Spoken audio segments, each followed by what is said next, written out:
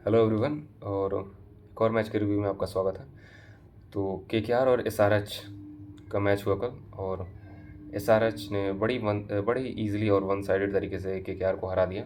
तो आज उसी के मैच का रिव्यू करेंगे और स्टार्ट करते हैं। टॉस तो केकेआर ने जीता, पहले बॉलिंग भी ली, लेकिन अभिषेक शर्मा और ट्रेविस हेड ये एक बार फिर से कितने खतरनाक है, एक बार फिर से इन्होंने दिखाया। और क्या ज़बरदस्त बैटिंग की दोनों ने। जो अभिषेक शर्मा जो कुछ समय से लय में नहीं दिख रहे थे, खासकर वर्ल्ड कप के स्टार्ट से ही। फाइनल में हालांकि उन्होंने रन बनाया था, लेकिन कहीं ना कहीं वो टच मिसिंग था। लेकिन आज फाइनल में अच्छा खेला था उन्होंने, लेकिन आज उन्होंने बड़ी ज़बरदस्त ओपनिंग साझेदारी की ट्रेविस हेड के साथ, जिसके लिए वो दोनों जाने जाते हैं। और केकेआर की बॉलिंग को कुछ समझ नहीं आ रहा था क्या करना है क्या नहीं करना है। और दोनों ने बड़ी ज़बरदस्त बैटिंग की, ट्रेविस हेड और के अभिषेक दोनों ने मेरे ख्याल से 48 रन बनाए। और उसके बाद से अगर देखा जाए तो केकेआर ने एक छोटा सा कमबैक किया था बीच में, जब 3 विकेट बड़ी झटके से ले लिया था। और अभिषेक का कैच जिस पे वो आउट हुआ, अभिषेक शर्मा जिस पे आउट हुआ, मुझे लगता है वो कैच थोड़ा कंट्रोवर्शियल था। कि एक एंगल से लग रहा था वो डायरेक्ट हाथ में नहीं है, थोड़ा सा बाउंस करके गया है। और अंपायर ने अभिषेक के अगेंस्ट फैसला दिया और आउट दिया। वो काफ़ी कंट्रोवर्शियल डिसीजन था मेरे ख्याल से। और बात करें तो क्लासन और नीतीश रेड्डी ने बड़ी अच्छे से पारी को संभाला, खासकर नीतीश रेड्डी ने। और उन्होंने अच्छी बैटिंग की, 39 रन मेरे ख्याल से बनाए और 24 बॉल पे। मैं क्लासन की बात करना चाहूँगा। क्लासन ने ज़रूर कल एक हाफ सेंचुरी किया, 52 रन बनाए, लेकिन रिटायरमेंट जो ना उन्होंने इंटरनेशनल क्रिकेट से लिया है, उसका साइन कहीं ना कहीं दिख रहा है उनके बैटिंग पे। और ये सिर्फ उनके साथ नहीं, ये बहुत सारे प्लेयर्स के साथ है जिन्होंने इंटरनेशनल क्रिकेट से रिटायरमेंट ले लिए ताकि वो फ्रेंचाइज क्रिकेट खेल सके, रेगुलरली खेल सके, हर जो भी फ्रेंचाइजी के लिए वो साइन है। और इसका नतीजा मुझे लगता है क्लासन भी भुगत रहे, और उनका वो टच मिसिंग था, कहीं ना कहीं उस लय में नहीं थे जिस लय में वो रेगुलरली खेलते हैं। एक और एग्जांपल देता हूँ, निकोलस पूरन भी उस लय में नहीं दिख रहे हैं, ट्रेंट बोल्ट भी ऐसा है। ऐसे कुछ प्लेयर्स हैं जिन्होंने इंटरनेशनल क्रिकेट को रिटायरमेंट ले लिया है ताकि वो फ्रेंचाइजी क्रिकेट रेगुलरली खेल सके। लेकिन क्लासन का भी एक मेरे ख्याल से एग्जाम्पल ले सकते हैं कि वो नहीं उसने लय में दिख रहे थे और अच्छे टच में दिख रहे थे। और अगर उसके बाद बात की जाए तो मेरे ख्याल से केकेआर की बॉलिंग ने थोड़ा बहुत होल्ड किया, अच्छे से थोड़ा बहुत कमबैक किया। और 225 26 पे रोकना मेरे ख्याल से एक अच्छी बॉलिंग एफर्ट था, क्योंकि केकेआर के पास उतना कुछ खास बॉल है नहीं फिलहाल। एक वरुण ट्रम्प कार्ड थे, मिस्ट्री थे, लेकिन थोड़े वो भी एक्सपेंसिव जा रहे हैं, खासकर वर्ल्ड कप के सुपर 8 के मैचेस के से स्टार्टिंग से साउथ अफ्रीका के अगेंस्ट जो मैच था। और रहाणे की कैप्टनसी में भी तो काफ़ी क्वेश्चन है। रहाणे ने पता नहीं क्यों वरुण चक्रवर्ती को दूसरे ओवर जो उन्होंने किया था, सिर्फ पहले ओवर मानता हूँ 25 रन गया, लेकिन दूसरे ओवर में से उन्होंने 6 रन दिया था। और ऐसे बड़े बॉलर्स जो क्वालिटी बॉलर, वो कम बैक करना जानते हैं, मैच में वापस अपनी टीम को लाना जानते हैं, तो आपको उनको बॉलिंग देना चाहिए था। आपने बॉलिंग नहीं दी, उन्होंने सिर्फ 6 रन दिया था दूसरे ओवर में, उसके बावजूद उसने तीसरा ओवर किया ही नहीं। तो कहीं ना कहीं एक कंसर्न है ये केकेआर के लिए, केकेआर। और मुझे लगता है रहाणे एज ए कैप्टन फिलहाल के मॉडर्न जो T20 खेलने का तरीका है, उसमें ना एज ए बैटर फिट होते हैं, ना एज ए कैप्टन। पर्सनली मुझे ऐसा लगता है। इस पे मैं अभी और बात करना चाहूँगा, लेकिन पहले ये बात कर लेते हैं कि केकेआर की चेज़ के बारे में। कि फिर मेरे ख्याल 226 रन के टारगेट को था, बहुत बड़ा ऑलरेडी था। और केकेआर के पास एसआरएच जैसा बैटिंग भी नहीं है कि मतलब वो उतने एक्सप्लोसिव अंदाज में उतने बड़े टारगेट को चेज कर सकें। लेकिन उन्होंने स्टार्ट अच्छा किया था, खासकर फिन एलन जो प्रॉपर एक T20 बैटर है, उसने अच्छा स्टार्ट किया, 7 बॉल पर 28 रन बनाए। लेकिन Ajinkya Rahane as usual, at least उन्होंने पिछले कुछ मैच में पावर प्ले में तो रन बनाए थे, लेकिन इस बार वो पावर प्ले में ही फ्लॉप रहे, और उन्होंने फिन एलन का साथ नहीं दिया। फिर उसके बाद अगर देखा जाए तो केकेआर रघुवंशी ने अच्छा बैटिंग किया। अगर आप देखें तो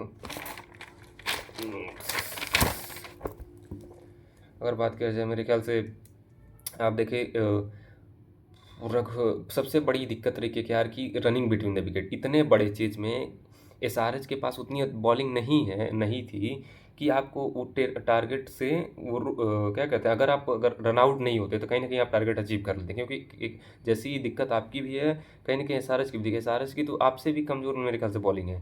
आपके पास अनिल नारायण है, वरुण चक्रवर्ती है, लेकिन क्या एसआरएच के पास क्या है? एसआरएच के पास फिलहाल अभी मतलब पैट कमिंस के ना होने की कमी साफ दिख रही है, और 2 अगर run out, major run out नहीं होते, अंक्रिस रघुवंशी और कैमरन ग्रीन, इतने बढ़िया बैटिंग कर रहा था अंक्रिस, वो रन आउट हुआ। कैमरन ग्रीन ऑलरेडी 25 करोड़ का आपने लिया है, वो मुझे लगता है ओवर प्राइस तो है ही, लेकिन चलिए ले लिया, ठीक है, आपके पास पैसा था, आपने ले लिया। और दूसरा चीज़, वो 2 बड़े रन आउट कहीं न कहीं आपको भारी पड़े। अदरवाइज़ आप मैच में अच्छा जा रहे थे, आपने अच्छा स्टार्ट लिया था, मेरे ख्याल से 110-20 रन तक 11 ओवर में 110 रन ऐसे करके था। लेकिन आपने एकाएक करके विकेटें खोती रहीं, और कुछ लूज़ शॉट्स भी थे, और सबसे गंदा तो कॉलिंग था आपका। और यही मेरे ख्याल से बड़ा रीज़न था आपके चेज़ फेल होने का। और दूसरा ये चीज़ है कि रिंकू सिंह का भी एज़ ए बैटर पिछले काफ़ी समय से लय में ना होना केकेआर के लिए बहुत ही बड़ा सेटबैक का कारण बन रहा है। रमनदीप को ज़िम्मेदारी लेनी पड़ेगी। रमनदीप को भी काफ़ी मैचेस मिल रहे हैं, लेकिन वो डिलीवर नहीं कर रहे हैं। फिर अगर बात करें, अगर देखा, अनुकुल रॉय को भी बैटिंग मिली थी, लेकिन उन्होंने कुछ खास कर नहीं पाए। उन्होंने बॉलिंग में अच्छा कंटेन किया था, 2 ओवर में मेरे ख्याल से 16 रन दिया और 1 विकेट। फिर उसके बाद सुनील ने नीचे कुछ छक्के मारे, लेकिन एसआरएच ने मैच को जल्दी समेट दिया, और 65 रनों का हार, ये बता रहा हूँ केकेआर को। मेरे ख्याल से केकेआर तो टॉप 4 में जा भी नहीं रही है, लेकिन कहीं न कहीं अगर कोई आउटसाइड चांस भी रहता तो इतना गंदे तरीके से आप हारेंगे तो आपका नेट रन रेट भी बहुत गंदा इफेक्ट होगा, और इसका खामियाजा आपको भुगतना पड़ सकता है बाद में चल के। मुझे लगता है नहीं भुगतना पड़ा, क्योंकि आप टॉप 4 में वैसे भी नहीं जा रहे हैं।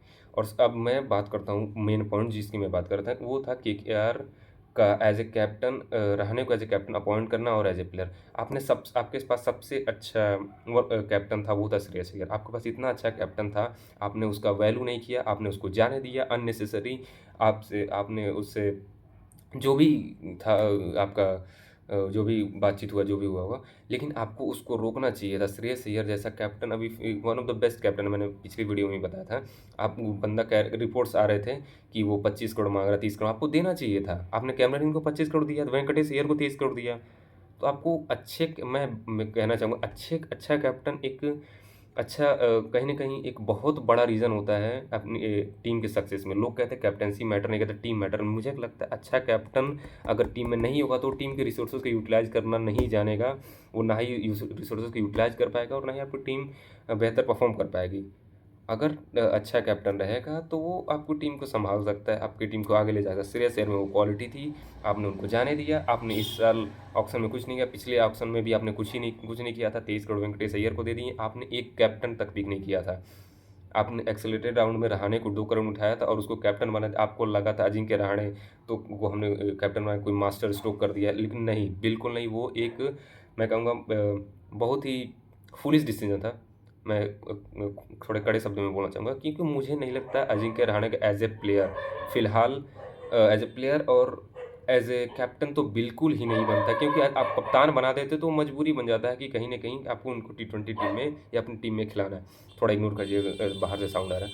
तो अजिंक्य रहाणे को कहीं न कहीं और उन्होंने अभी स्टेटमेंट दिया था, मैंने कल का देखा स्टेटमेंट, कि वो कह रहे हैं कि कुछ लोग उनसे जल रहे हैं, इसलिए उनके अगेंस्ट नेगेटिविटी कर। नहीं यार, कोई नहीं जल रहा है। Ajinkya Rahane as a test batter बड़े अच्छे थे, एज ए कैप्टन भी टेस्ट के लिए इंडिया के लिए अच्छा किया था।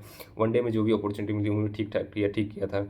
फिर लेकिन मुझे लगता है T20 में वो नहीं फिट बैठते हैं आपने, और उनको कैप्टन बना दिया है।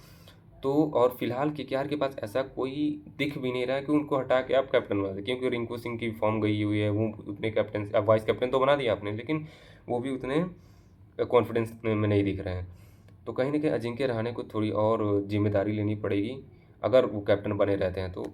नहीं तो केकेआर को कुछ बड़े फैसले लेने पड़ सकते हैं। और अजिंक्य रहाणे अगर कैप्टनसी से हट जाते हैं, कोई कैप्टन और बन जाता है, तो उसमें हैरान मत होइएगा, क्योंकि personally I don't think he should be in any T20 team, at least in IPL में। तो इतनी ज़्यादा कंपटीशन है, इतनी ज़्यादा लड़ाई है, क्वालिटी क्रिकेट है, तो आप ये मीडियोक्रिटी के साथ तो नहीं चल सकते हैं कि आप ऐसे प्लेयर्स भर लें जो फॉर्मेलिटी के हों। तो ये चीज़ है। और एसआरएच की बात करना चाहूँगा। एसआरएच की भी बॉलिंग में मुझे लगता है कि डेविड पेन, क्या क्यों आपने डेविड पेन, आपको कोई और बॉलर नहीं मिला डेविड पेन के अलावा? आपने ऑक्शन में बंदा जैक एडवर्ड्स को आपने उठाया था, उसकी जगह रिप्लेसमेंट डेविड पेन है। बंदा ये क्या फेंक रहा था भाई, 125 पीस 28, ये क्या बॉलिंग है भाई, इतनी हल्की बॉलिंग, 2 में 35 खाया था। आपके पास जेराल्ड कॉर्जे, मतलब जेराल्ड कॉर्जे हो गए, फिर अरे बहुत सारे स्पेंसर जॉनसन फिर हो गए नाथन स्मिथ, जाई रिचर्डसन, रायली मेरेडिथ, इससे तो अच्छा ही बॉलर तो ऑप्शन थे, लेकिन आपने डेविड पेन को लिया, अपना पता नहीं क्यों लिया। ये तो मतलब गली मोहल्ले वाला बॉलर टाइप लग रहा था, एटलीस्ट फॉर कल कल जो हमने देखा, बड़ी गंदी बॉलिंग की थी उसने तो। और खासकर ना ना ही पेस है कुछ। और मैं बात करूँ नीतीश रेड्डी ने अच्छी बॉलिंग की, थोड़ा एक्शन में बदलाव किया है, जो कि अच्छी बात है इंडियन क्रिकेट टीम के लिए भी, क्योंकि उनको as a allrounder Indian cricket team देख रही है। फिर उसके बाद अगर बात करना चाहे तो मेरे ख्याल से मैंने कल बोला था कि एसआरएच को ज़रूरत है एक रिस्ट स्पिनर की, और जिशान अंसारी को खिला सकते हैं, लेकिन जिशान अंसारी नहीं, एक रिस्ट स्पिनर खिलाया उन्होंने, और उनका नाम था शिवांग कुमार। शिवांग कुमार भले ही 4 ओवर में 41 आपको दिख रहे, लेकिन उन्होंने 3 ओवर में मेरे ख्याल से एक समय था कि जो उन्होंने 27 रन दिए थे, अच्छी बॉलिंग की थी। आखिरी ओवर में थोड़ी थोड़ी मार पड़ गई थी, लेकिन शिवांग कुमार अच्छा दिखा था। आई होप कि अच्छा करे, अगर नहीं अच्छा करे तो जिशान अंसारी है बैक उनके पास बैकअप रिस्ट स्पिनर। और जैसे कि मेरा प्रेडिक्शन था कि एसआरएच जीतेगा, एसआरएच जीत गया।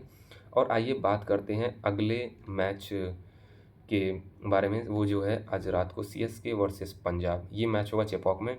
और सीएसके तो मैं बात करूँ सीएसके की बड़ी दिक्कत है, सबसे बड़ी दिक्कत ये है कि एमएस धोनी अवेलेबल नहीं है। और जो उन्होंने टीम बनाई है, पिछले साल से वो स्ट्रगल दिख रहा है। उन्होंने उन्होंने यंगस्टर मतलब ऑक्शन में तो कुछ यंगस्टर उठा लिए हैं 14-14 करोड़ के, लेकिन अभी वो उतना कॉन्फिडेंस दे नहीं रहे हैं अपनी टीम को। ऋतुराज गायकवाड़ को मुझे लगता है थोड़ा और अटैकिंग क्रिकेट खेलना पड़ेगा, पूरे सीएसके टीम को अटैकिंग क्रिकेट खेलना पड़ेगा यार। बहुत ही ज़्यादा डल और क्या कहते हैं, डल अप्रोच था पिछले मैच में। खासकर जो रन आपने दिया नहीं तो बॉलर्स क्या ही करेंगे, बॉलर्स पे आपके कुछ खास वैसा है नहीं। लेकिन अगर देखा जाए तो संजू सैमसन आपने अच्छा ट्रेड किया है। आई होप कि संजू सैमसन कुछ अपने रंग दिखाएं अच्छे वाले।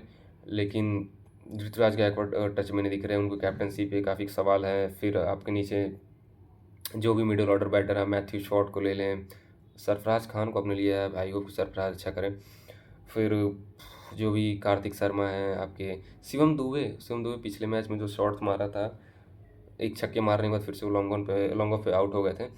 शिवम दुबे हो गए। फिर आपकी सबसे ज़रूरी चीज़ है कि आप थोड़ी एटलीस्ट इंटरटेनिंग अटैकिंग के साथ थोड़ी इंटरटेनिंग तो खेलें, जो न्यूट्रल फैंस है, क्योंकि वो उनको आपके मैचेस देखने में उतने इंटरेस्ट नहीं आ रहे हैं। और इसका एक बहुत बड़ा रीज़न है कि जो आप ओल्ड टेम्पलेट पे टी20 क्रिकेट खेल रहे हैं, वो आज के ज़माने में नहीं चलने वाला है, वो बिल्कुल ही नहीं काम करने वाला है।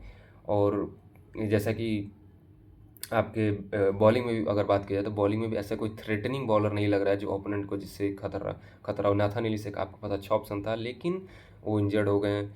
फिर दूसरा आपके पास नूर अहमद है, नूर अहमद ठीक है, आज थोड़ा चेपॉक में मैच है तो क्या पता स्पिन ट्रैक हो, लेकिन पिछले कुछ समय से बैटिंग ट्रैक ही मिल रहा है, वर्ल्ड कप में भी बैटिंग ट्रैक था। और जो टीम अगर आप देखें तो वही अदरवाइज ओपोनेंट पंजाब की बात करें तो पंजाब एक बैलेंस टीम है। उनके पास टॉप ऑर्डर अच्छा है, मिडिल ऑर्डर सही है, लोअर ऑर्डर सही है, बॉलिंग सही है, स्पिन सही है, पेस बॉलिंग सही है। प्रॉपर एक टीम है जो पिछले साल से लेकर अभी तक बड़ी अच्छी क्रिकेट खेलती आ रही है। प्रियांश आर्य और प्रभ सिमरन अटैकिंग क्रिकेट खेलते हैं और अच्छी खेलते हैं। फिर आपके पास Shreyas Iyer as a captain, he is the one of the best captain in this IPL. और फिर उसके बाद बात करी जाए तो आप देखें तो नीचे मार्क स्टोनिस हैं आपके पास, लोअर ऑर्डर मार्को यानसन, लंबी बैटिंग है। फिर निहाल वदेड़ा है, और फिर कूपर कॉनली जो पिछले मैच में बड़ी ज़बरदस्त बैटिंग की थी, बड़ी अच्छी बैटिंग की थी बंदे ने। फिर उसके बाद अगर देखा जाए तो वैसे चेपॉक पे संजू सैमसन का रिकॉर्ड कुछ खास है नहीं, तो आज देखते हैं वो रिकॉर्ड बदलता है कि नहीं बदलता है। और सीएसके की बात है, मुझे लगता है सीएसके उतना थ्रेटनिंग टी20 टीम नहीं है, एटलीस्ट इन करंट सिनारियो, जो भी जिस टाइप की क्रिकेट खेलते हैं, जिस टाइप की उनके पास टीम है। ऋतुराज के भी एज ए कैप्टन अपने आप को प्रूव करने के लिए स्ट्रगल कर रहे हैं। और तो काफ़ी सारी चीज़ें हैं। डिवाल्ड ब्रेविस मुझे लगता है कि आज खेल सकते हैं जैसा कि, लेकिन हालांकि कोई कंफर्मेशन तो आया नहीं है, लेकिन डिवाल्ड ब्रेविस शायद खेल लें। फिर बैटिंग फ्रेंडली विकेट होगा मेरे ख्याल से चेपॉक पे। और अगर हेड टू हेड बात की जाए तो पंजाब ने पिछले 7 में से 6 बारी सीएसके को हराया, 6 बारी सीएसके को हराया। और सीएसके चेपॉक पे मेरे ख्याल से पिछले सीजन मेरे ख्याल से 5 मैच हारा था और सिर्फ एक जीता था। तो सीएसके का जो घर का किला था वो भी ओपोनेंट्स ने भेज दिया है। तो सीएसके को बड़ी ओवरहॉल थिंकिंग की ज़रूरत है, काफ़ी चीज़ें फिक्स करने की ज़रूरत है अगर बात की जाए तो। बाकी पंजाब की टीम तो सॉलिड है ही, मुझे लगता है आज अगर मेरी प्रेडिक्शन की बात की जाए तो मुझे लगता है पंजाब जीतेगा। पंजाब के पास एक वेल बैलेंस टीम है, उनके पास ओपनर्स अच्छे हैं, मिडिल ऑर्डर भी अच्छा है, अगर कोलैप्स होता है तो कोलैप्स को संभालने वाले प्लेयर हैं, अगर अच्छे स्टार्ट मिलता है तो अच्छा फिनिश करने वाले प्लेयर हैं, तो प्रॉपर एक अच्छी टीम है। तो जैसे कि मैंने पंजाब को टॉप 4 में रखा था, इसी वजह से रखा था क्योंकि इनके पास अच्छी टीम है। अब युजवेंद्र चहल के अगेंस्ट मेरे ख्याल संजू सैमसन अगर काफ़ी स्ट्रगल करते हैं, तो अगर पावर प्ले में संजू सैमसन नहीं आउट होते हैं तो हो सकता है उसके बाद युजवेंद्र चहल को बड़ी जल्दी लाया जाए बॉलिंग के लिए संजू सैमसन के अगेंस्ट। ऋतुराज का स्ट्रगल करते हैं लेफ्ट आर्म के अगेंस्ट, लेफ्ट आर्म पेसर के अगेंस्ट ऋतुराज गायकवाड़ स्ट्रगल करते हैं, तो वो भी देखने वाली बात होगी कि। लेकिन हाँ, संजू सैमसन अर्शदीप के अगेंस्ट अच्छी बैटिंग करते हैं, तो वही दूसरी तरफ ऋतुराज लेफ्ट आर्म के अगेंस्ट स्ट्रगल करते हैं, तो अर्शदीप और आपके मार्को यानसन ये दोनों आपको बॉलिंग करते हुए दिखेंगे ऋतुराज गायकवाड़ के अगेंस्ट। बाकी अगर चेन्नई की बात की जाए तो चेन्नई को काफ़ी चीज़ें फिक्स करनी चाहिए। सबसे ज़रूरी है कि अगर मेरे ख्याल से अगर टॉस जीते हैं तो लेकिन हाँ, क्या करें, अगर बॉलिंग भी करते हैं तो ऐसा नहीं कि पिछले सीज़न इन्होंने काफ़ी बार ही चेज़ किया था और हर बार लगभग फेल हुए थे, क्योंकि ऐसा कोई इन्होंने मेरे ख्याल से 180 या 190 प्लस काफ़ी समय से कई सालों से इन्होंने चेज़ नहीं किया है। तो ना इनके पास ऐसी कोई बैटिंग है कि जो लंबे टोटल चेज़ कर सकती है, ना ही इतनी थ्रेटनिंग बैटिंग है कि इतने बड़ा स्कोर सेट कर दे जैसे एसआरएच ने कल किया था। हालांकि उन्होंने टॉस जीत के टॉस हार गए थे, लेकिन उन्होंने बैटिंग से इतना अच्छा स्कोर सेट कर दिया था, और साथ में केकेआर ने ब्लंडर पर ब्लंडर किए कि क्या गंदी फील्डिंग की। पहले तो एसआरएच ने भी खराब फील्डिंग की थी, ये मैं छूट गया था, गंदी फील्डिंग की और फिर 2 बड़े रन आउट, तो उसके वजह से उनको हारना पड़ा था। तो वही मैं कह रहा हूँ, सीएसके का दिक्कत ये भी है कि वो ऐसा भी नहीं कि कोई बहुत बड़ा टोटल सेट कर दें जिससे उनकी बॉलिंग ईजिली उसको डिफेंड कर जाए। लेकिन देखते हैं मैट हेनरी, खलील अहमद, अंशुल कंबोज, नूर अहमद, ये सब मिल के क्या कर पाते हैं। काफ़ी सारी चीज़ें इनको ठीक करने की ज़रूरत है। पंजाब अदरवाइज़ वो काफ़ी वेल, हालांकि बीच में उन्होंने थोड़ी गलती कर दी थी पिछले मैच में, अच्छा स्टार्ट के बाद उन्होंने मिनी कोलैप्स दिखा दिया था, और एक अच्छा खासा ईजी टोटल उन्होंने थोड़ा मुश्किल कर दिया था अपने आप को, जो कि पंजाब का वैसे है पुराना आदत। लेकिन पिछले साल उन्होंने काफ़ी हद तक इसको फिक्स भी किया था, और देखते हैं, मुझे लगता है ये मैच पंजाब जीतेगा। और वीडियो पसंद आई तो लाइक कीजिएगा, चैनल को सब्सक्राइब कीजिएगा। ऐसे ही जेन्युइन क्रिकेट एनालिसिस के अगर आपको देखना है तो प्लीज़ चैनल को सब्सक्राइब कीजिए। Thank you.